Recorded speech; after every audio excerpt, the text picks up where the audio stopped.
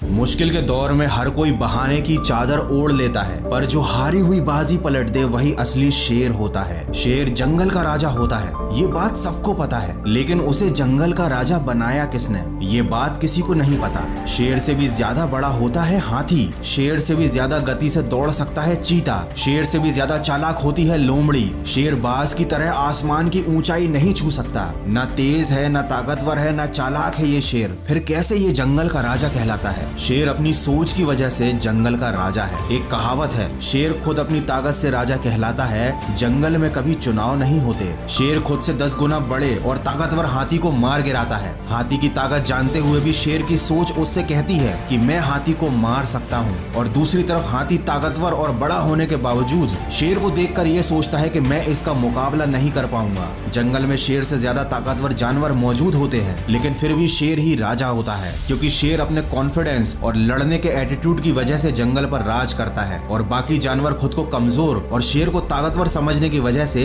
शेर से नहीं जीत पाते। याद रखना, अगर आप में काम को लेकर ऐसा एटीट्यूड और कॉन्फिडेंस है कि मैं इस काम को कर ही लूंगा, तो आपको दुनिया की कोई भी ताकत जीतने से नहीं रोक सकती। अगर शेर की तरह जीना है तो सबसे पहले उसकी तरह निडर बनना सीखो। याद रखना, बलि हमेशा बकरे की दी जाती है, शेर की नहीं। वो जंगल का राजा इसलिए है क्योंकि वह मानता है, उसके मानने के कारण ही वो जंगल का राजा बना हुआ है। वो अंदर से इस बात को महसूस करता है, जिस दिन वह खुद को राजा मानना बंद कर देगा, उस दिन वो जंगल का राजा नहीं रहेगा। हमारे जीवन में भी सुबह उठने से लेकर रात को सोने तक पूरे दिन हमारा खुद पर यकीन ही हमारे दिन को संचालित करता है। हम परिस्थितियों के सामने हार ना मानकर उनसे लड़ते हैं, या उनके खिलाफ हार मानकर चुपचाप समर्पण कर देते हैं। ये इस बात पर निर्भर करता है कि हम खुद पर कितना यकीन करते हैं। जिन लोगों को अपने आप पर अटूट विश्वास होता है, वो विपरीत परिस्थितियों में 2-4 कदम पीछे जाने से नहीं हिचकते, वे कदम पीछे हटाने में जरा भी नहीं घबराते, क्योंकि वो जानते हैं कि परिस्थितियों के अनुकूल होते ही वो बहुत तेजी से आगे बढ़ेंगे।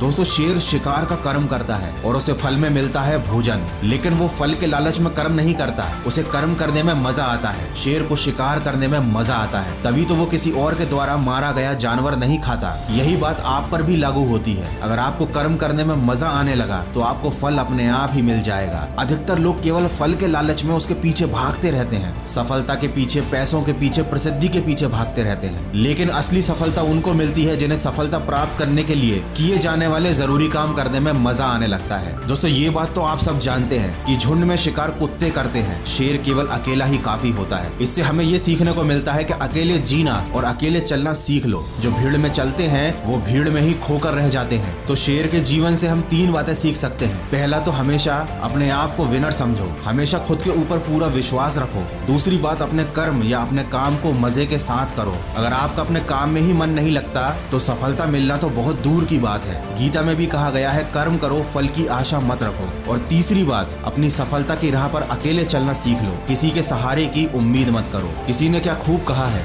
जीता तो सिर्फ शेर है, बाकी सब मिट्टी के ढेर है। नहीं हुई अभी देर है, तू भी अंदर से एक शेर है। आशा करता हूँ इस वीडियो से आपको कुछ सीखने को जरूर मिला होगा। अगर ऐसा है तो इसको शेयर जरूर करना।